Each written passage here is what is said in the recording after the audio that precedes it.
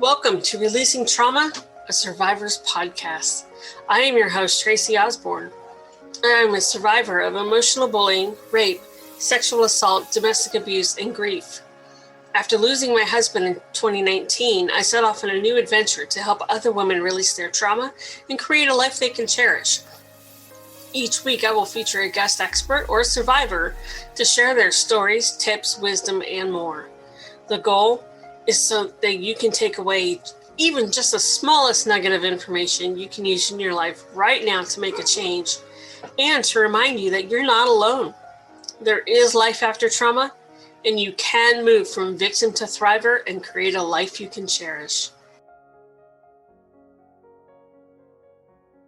Welcome back to the show. This is your host, Tracy Osborne.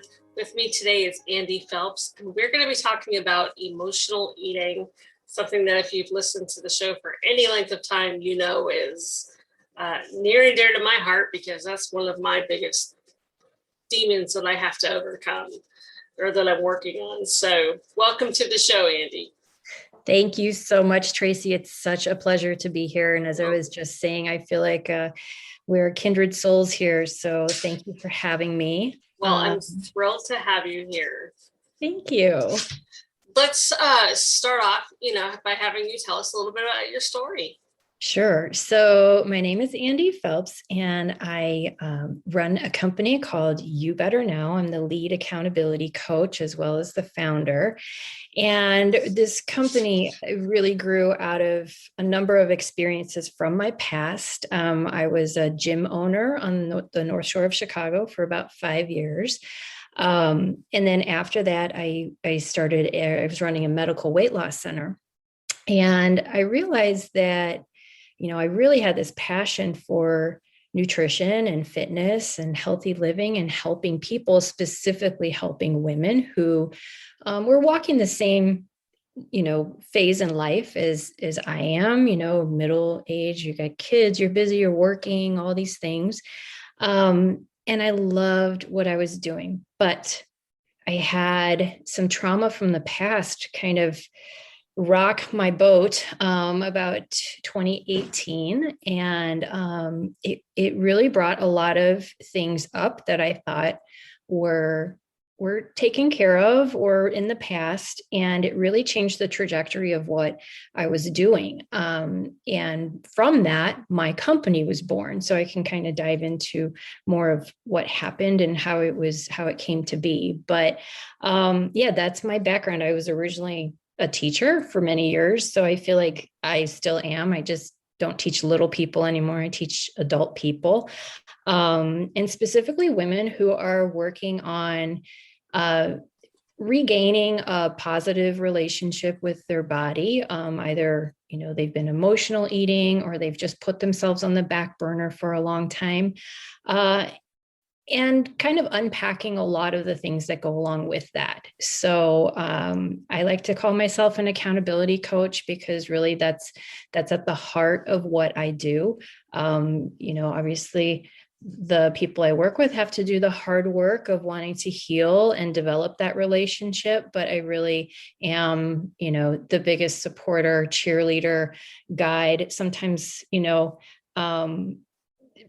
just friend, sometimes a shoulder to cry on, and sometimes, giving feedback to help people continue their journey. So from that, I started this company, You Better Now. I have 2 programs that I am super excited to be launching. One is called the Little Black Dress Project, and it's all about getting your mama mojo back, working on building healthy habits, unpacking some of those, triggers or behaviors that might be contributing to weight gain or emotional eating, and really just starting to feel confident and sexy in your skin, and just developing that body love relationship, which is so key to, just being healthy. So, that's what I do. And then I also have an advanced course for people who, already have a lot of good things going on, but maybe are ready to kind of take things to that next level and really understand what they're putting in their body in the right amounts, and getting a little bit more technical, but truly explaining the different tools that you can use to maintain that healthy body composition once you've got those good habits down, and once you're feeling good about things. So that's called the Keto Flex formula. And it really dives into some fun stuff about low carb living, keto living, how to balance it. We give you flex nights, so it's sustainable, because that's really what it's all about. When you're making habit change, it's got to be things that you can sustain and maintain. So that's what I do. I love just empowering women with that relationship with their body, getting away from the diet roller coaster, and really starting to learn how to, develop those coping skills so they don't turn to food all the time when they're feeling happy or feeling sad or feeling any feelings. So that's kind of what I do in a nutshell. I love it. Well, emotional eating, diet roller coaster, all of that, the diet industry is like $1 billion industry. Sure is. Yeah. It preys on our self-esteem and our striving to reach a perfection that doesn't exist. Right. And you nailed it when you said the word perfection, because I find that many of the women I work with are, self-described perfectionists. And that really can be at the heart of a lot of the emotional eating, as well as, people who have struggled with diets and with weights. A lot of times they're always going for perfect and feeling like they're constantly failing when they fall off the wagon or whatever happens. And it's really because they may not have addressed those underlying issues that are, triggering their desire to want to eat. So I've been on the other side, and I've, worked in kind of the clinical diet industry.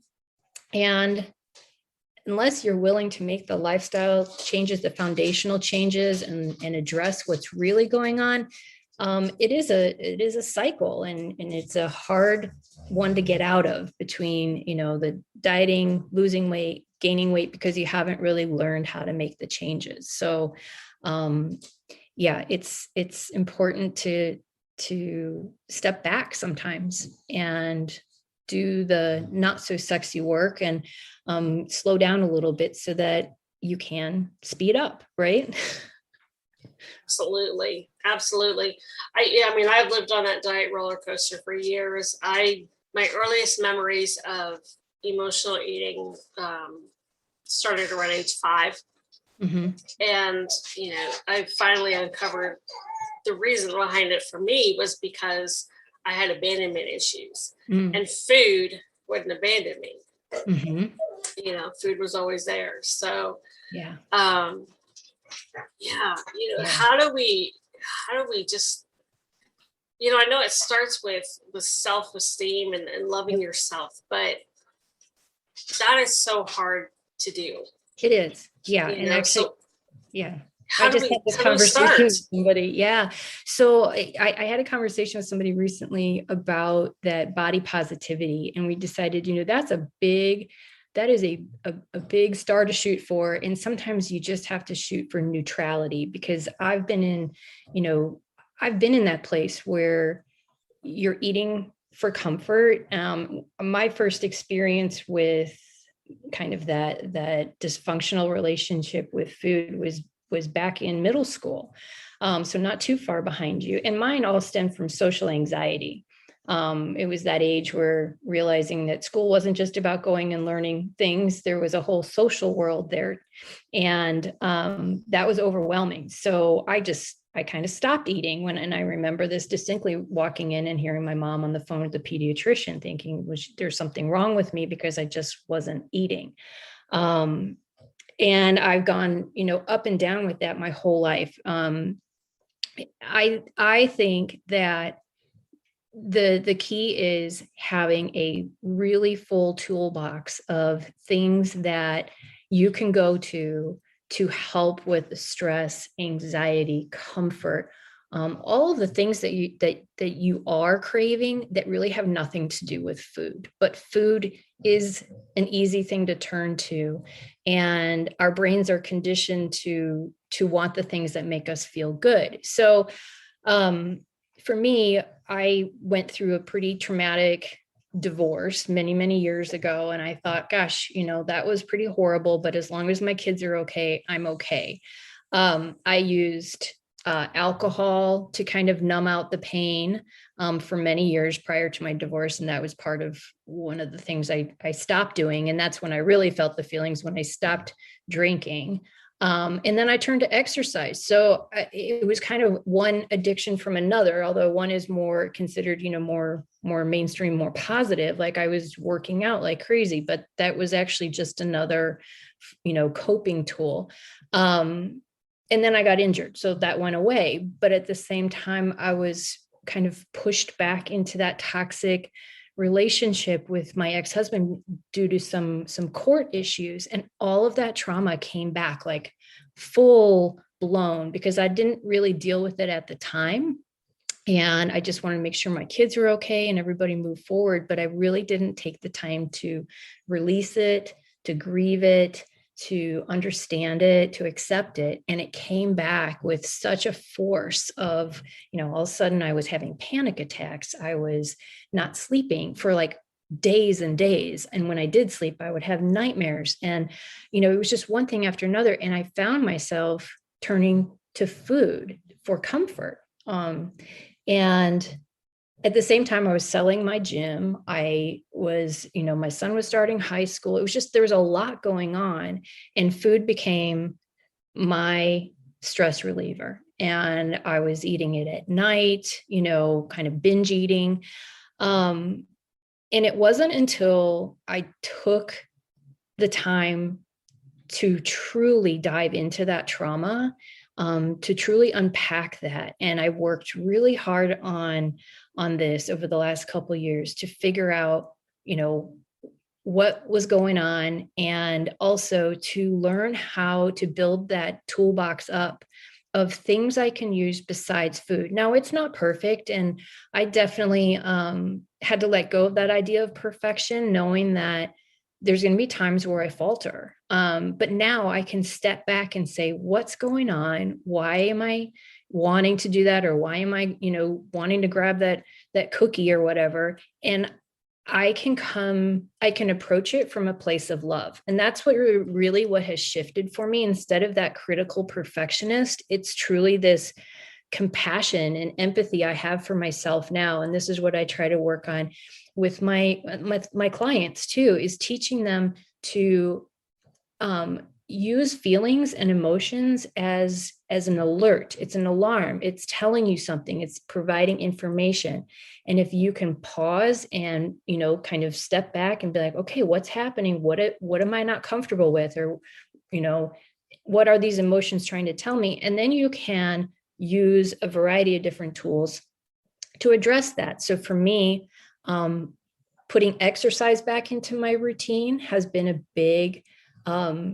big stress reliever for me. That is my go-to. I can actually track my heart rate being, really high and anxious to like this release of, okay, I feel better. And so for me, finding things that work, that I can use and also, alleviate that anxiety, make me feel healthier, so I'm less likely to turn to food.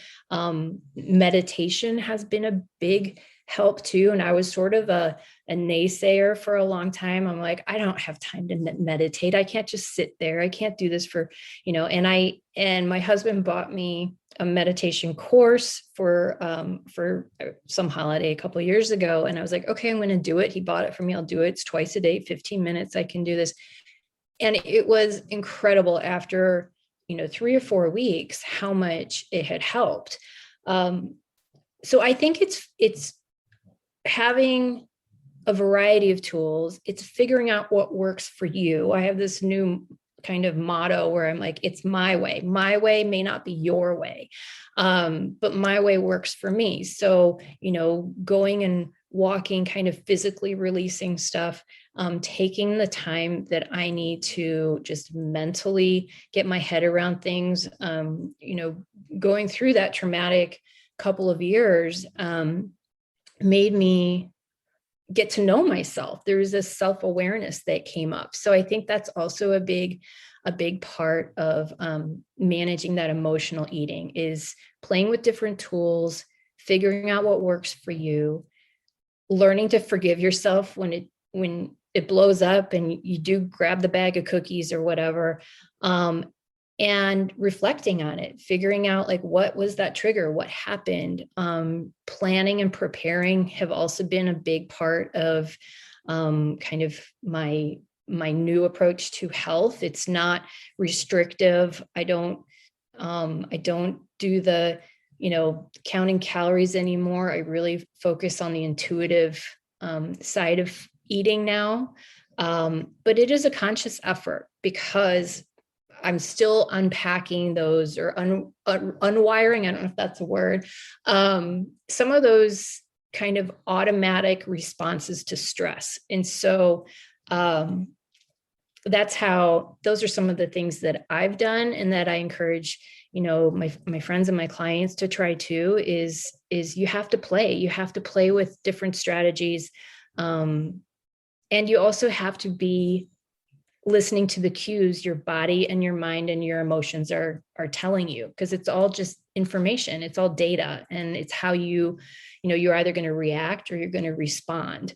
And when you come from a place of responding versus reacting, you can take that time to really think through, what do I want to do now?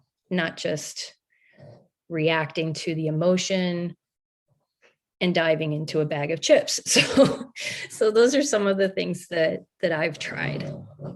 I love what you said about my way may not be your way, because, this is not a cookie cutter type of thing. And, not only just healing from trauma is not, but also weight loss and getting your health back on track. For sure. We're all different. So learning to listen to your body is super, super important. Something that works for me, or that helps me, is to remind myself that food is fuel, not comfort. Yep. And, that you wouldn't put sugar in your gas tank. So why would you put it in your body? Right. Right. That usually helps. I have my moments, but that helps. Yeah. The thing that I've struggled with is, for so many years, I'm like, okay, I either have to go all in on a weight loss plan or something, or not at all.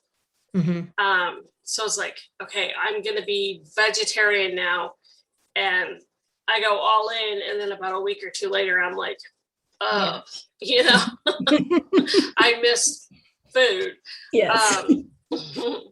So, that's always been a big struggle for me. Yeah. And I think that probably goes back to some of those perfectionist tendencies that I think a lot of us women have. And also your history with dieting, because that's what we were raised with. That's kind of what we know. It's like, if it's not restrictive and it doesn't make you feel bad, it must not be working. Right. So that's where I feel like it's sometimes you really have to slow down, and it's hard because you may not get, the numbers on the scale right away where you want them to be, but that's where we need to reshape our definition of health and happiness, that goes along with that, because it's the behaviors that I find are the most impactful. So when I'm engaging in healthy behaviors, even if that number on the scale doesn't move, I mentally feel great. My confidence is high. If I know I'm doing all the things that are good for me, and I'm not feeling that restriction, and I'm not feeling deprived, then I can continue doing those things and I feel really good. And truly, consistency over time is where you're going to get the results, versus like 10 days of white knuckling through some kind of a detox is not going to get you that far. So, I think it's important to do that foundational work if you really want to get off that diet roller coaster and stop turning to food for emotional comfort, because once you start to realize that there are other things you can do first that are going to make you feel better, that are going to reduce the stress, the anxiety. Sorry, that was my dog that just snored. I have these puggles and they're awesome and they're really good, except sometimes they snore. So sorry about that. But anyway, it's taking that time to figure out what those tools are. So yeah, like there's one lady I work with and she's like, don't ever ask me to journal. I'm not a journaler. I'm never going to do it. And I'm like, okay, that's not for you. Like I said, you've got to find things that work for you. And the same goes for exercise. The same goes for food. So if you love meat and all of a sudden you decide you want to be a vegetarian, you're immediately going to feel deprived. It's not a sustainable thing for you. So I truly think that by reframing that relationship with food, you're going to have a lot more success, because all of a sudden food is not good or bad anymore. There's no off limit. It's just about planning it. And if it's a consciously chosen food, you're not going to overeat it. You're going to enjoy it.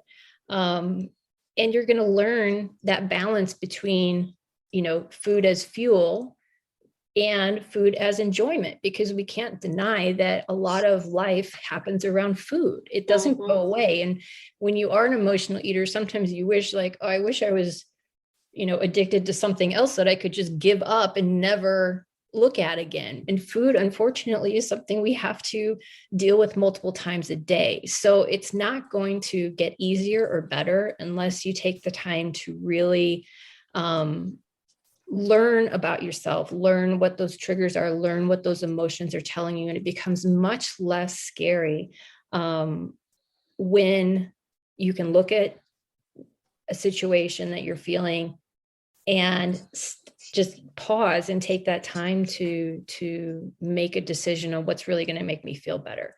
So, and to forgive yourself when it doesn't. It's not an all or nothing anymore. It's not, I fell off the wagon. It's not, I'm failed at this. It's not one more diet that you started and stopped. It just becomes, you're a healthy person who chooses healthy food and engages in healthy behaviors, but you're not perfect. And when you do, have setbacks, it's just taking that feedback and applying it to, well, what would I do differently? Or how could I, plan for this in the future? And so it's all just becomes data. It becomes much more neutral. And I think that's the beginning of how you change that relationship with your body. Instead of fighting against it, all of a sudden you're working with it and figuring these things out. So it takes a lot of that diet mentality away from what we do. And that's what I love. That's what I love, seeing people talking more in terms of lifestyle, talking more in terms of, I feel healthy, I feel strong, instead of, I want to get to a certain number, which of course, we want you to be healthy. So there's no denying that a scale is a metric, and we want to, just like we have, a speedometer in a car, we can use that to gauge, how things are going, and slowly tweak as we go. And I like to do what's called habit stacking, where you're starting with one thing, get really good at it. So when I was kind of coming out of this really traumatic period in my life, my only goal was to work on sleep, because I knew that sleep was the foundation of everything. And that was truly like, that was it. If I got a good night's sleep, I'm like, it doesn't matter what else happens today. Like I nailed it, and it's weird to think you're working on sleep, but I kind of did a whole revamp of my bedroom, covered up, the blinking lights, did all those sleep hygiene things you hear about. And, even had to go on some prescription sleep aids for a little bit, just to retrain my body how to sleep because I was having so much trouble from the anxiety. It was keeping me up and I couldn't ever like stop. It was like my body was just racing all the time. So, and I've been able to transition off of those, but sometimes you need a little help and you have to kind of pick where do we start? So for me, that was my starting point. And from there, I layered in, and this was a hard one because I was coming, my background was a professional, in the professional fitness world for many, many years. And I literally said to start, like, my health plan is to sleep. And then I started walking. And it was like, I don't care what's happening, but I'm going to walk 30 minutes a day. And I would put on my podcast and I made it just like my moving meditation. And I started to crave doing that. And so slowly, bit by bit, I added, layer upon layer. But it wasn't until I had mastered those things, and food really didn't come into that kind of healing process until I had established those fundamental healthy behaviors. So I think sometimes what I notice is people they want that end result. They want the pounds to be gone. They want the number to change, but they don't recognize that, you're better off working on these simple but so important steps. Nobody wants to do the slow stuff. But that's really where the change happens. And I have enjoyed this journey so much. Not the hard parts, that was hard, but it's like, no one wants to go through hard stuff, but it's like, there's been so many things I have learned. And I feel like my journey has kind of come to a full circle because, I lived in that world of, in the professional fitness world and all the pressure that went with that. And, food was the forbidden fruit there. And then moved into, medical weight loss type of world. And again, I just knew in my heart, I'm like, these people keep coming back. Like they're not keeping the weight off. And I kept seeing myself in them. I'm like, okay, this is what it is. It's the emotional stuff that's triggering. So how do we address that? And it wasn't until I had my own kind of reckoning and self-awareness and having to confront that trauma from my past that I was able to really peel those layers away and look and see like what was driving that behavior in me and how can I get healthy once and for all, instead of just swinging from one thing to the next and one, addiction or escape from another. It was like, what can I really do to get healthy? And it is, it's joyful now. And that's really the best way to describe, I exercise every day, but instead of it being some sort of critical kind of punishment, that it used to be, or competitive. It was like the things I would do, I would work out for hours, or I would just put my body through all kinds of things. And a lot of it was food motivated. Like that's how I manage weight, but that wasn't very healthy either. So now I got one of those workout mirrors. I do Tai Chi on it, stuff that I would never, ever have done before. And I love it. I'm like, I do the dance classes. I'm a horrible dancer. It's fun. I signed up, I took a Zumba class. I'm trying new things. I joined a swimming group. So it's things that my whole thing is, it's my way. I'm doing things my way. I'm doing things that bring me joy, and I'm doing things that feel good for my body. And those healthy behaviors, continue to compound and trigger other healthy behaviors, and the food thing does start to come into alignment when you're doing all these healthy things. It just is a natural cycle. It does. Your body starts craving that healthy food. It craves water. I'll crave salad. I'll crave fruits. And I'll be like, ooh, I want some cookies. No, you know what? Cookies just sound nauseating, So yeah, it really does.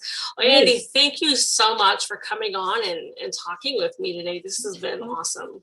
So welcome, Tracy. It's been such a treat to meet you and be on here. And I love the work you're doing. It's just so brave to put yourself out there. Any of us who are sharing our stories, who, we're vulnerable, but we want to help people. It's a really good work to be doing. So thank you for all that you do.